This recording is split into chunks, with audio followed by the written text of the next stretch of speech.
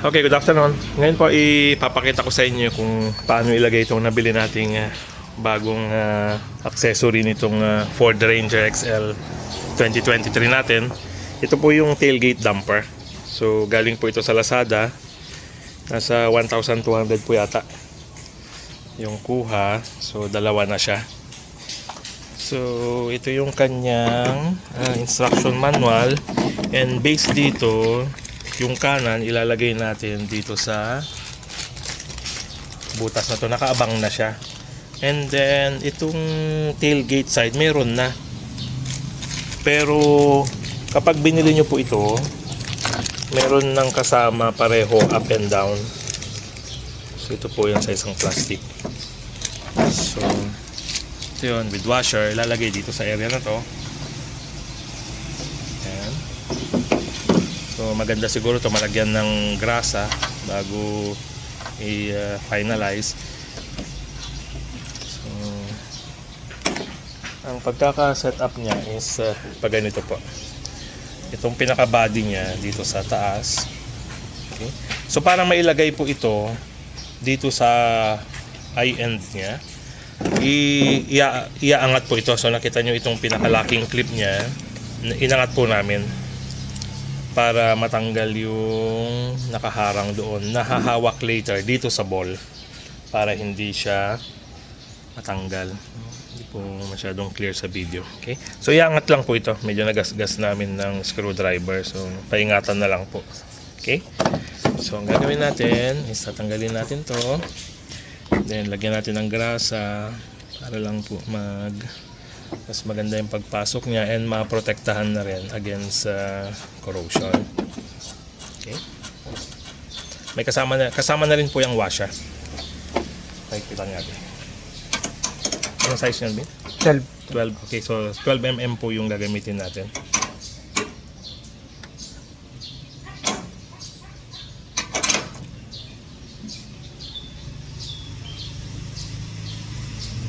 Hindi na po natin sure kung anong torque value, pero patansyahan na lang po yung hindi masyadong ma-over torque. Okay? So itatry natin ngayon. Ito na yung baba, built-in na. Then ito yung taas, which is in-open. So itong baba i-open din po natin para madali siyang ilagay. Okay? I-open lang po namin. Or ipakita ko po sa inyo paano. Okay. So kung makikita nyo po yung gatla na yun, doon natin dadalhin yung clip para umiwas itong locking clip na nasa loob. So parang dito po naka-one na siya, nakalabas na. Pero kung kulang pa, itulak pa po. So sisikwatin lang po rito. Medyo paalalayan lang po at medyo may katigasan siya, especially bago.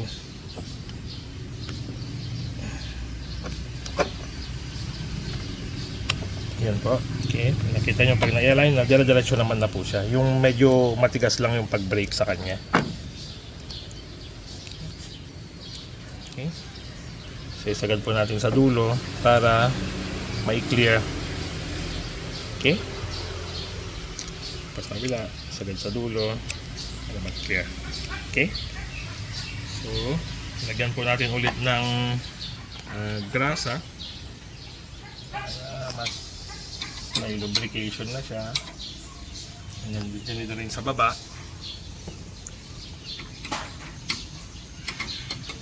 Okay. So talagang pan na po, parang in-anticipate na ng design ng Ford na malalagyan ito ng ganitong klase ng access. So pag nakita nyo po yun, madali siyang ilagay. So ibabalik na po yung locking clip para mag-lock siya.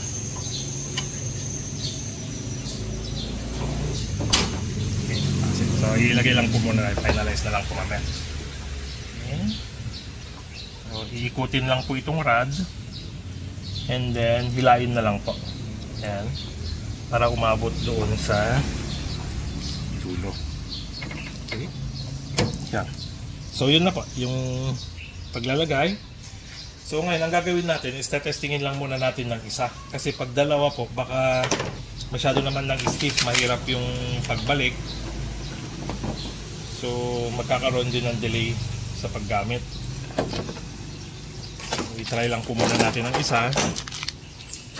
Then kung enough na, at least yung binili nating dalawa, pwede na sa dalawang sasakyan. Kahit isang size na lang muna. Kasi ang purpose lang naman po nito, hindi naman po kasama sa support nito para i-accommodate yung weight na pupunta sa tailgate. Ang main purpose nito is mag-assist lang siya, especially sa opening and closing. Para hindi po mabigat. May kabigatan po kasi itong tailgate. Ang nagdadala po talaga ng load nito, pag nilagyan ito ng cargo, is itong dalawang steel cables. Okay? So, ibalik na po natin yung locking clip niya, then i-test natin. Okay?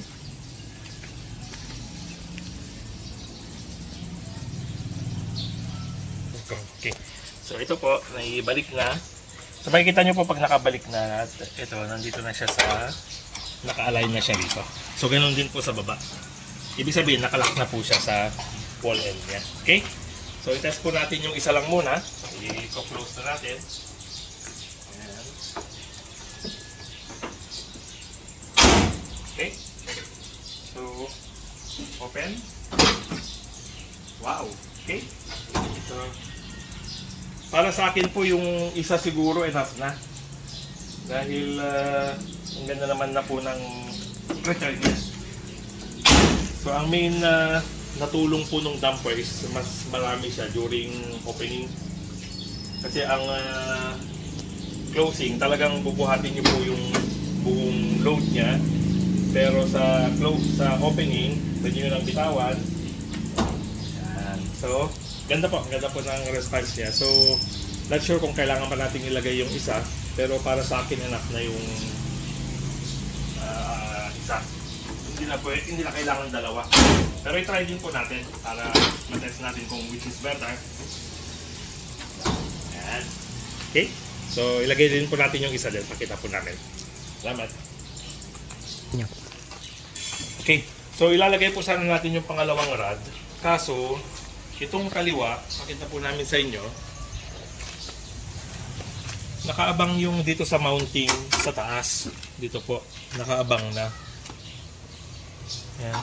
Pero hindi katulad sa kanan, dito sa kaliwa po, wala siyang nakaabang na lalagyan nitong eye end niya.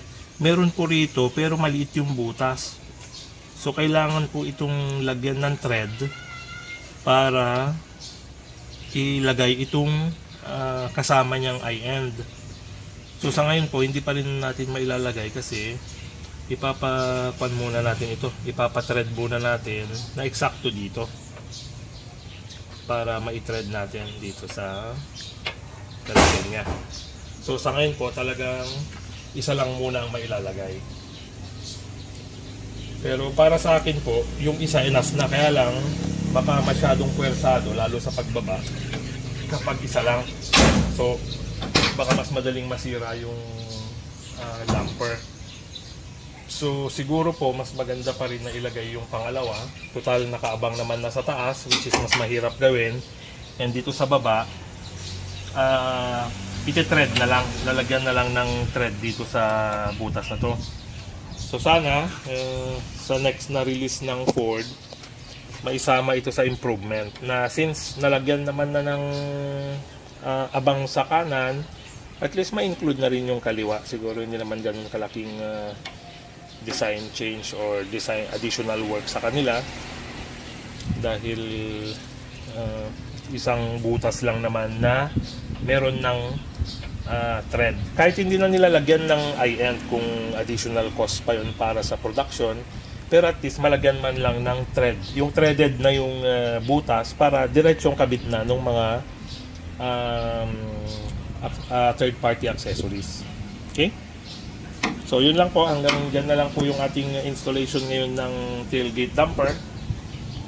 And again, yung brand niya is GT Pro, galing po sa Lazada, which is around 1,300. Dalawa na po, 1212 to 13 kasama. So Ranger 2023. Okay? And laking bagay.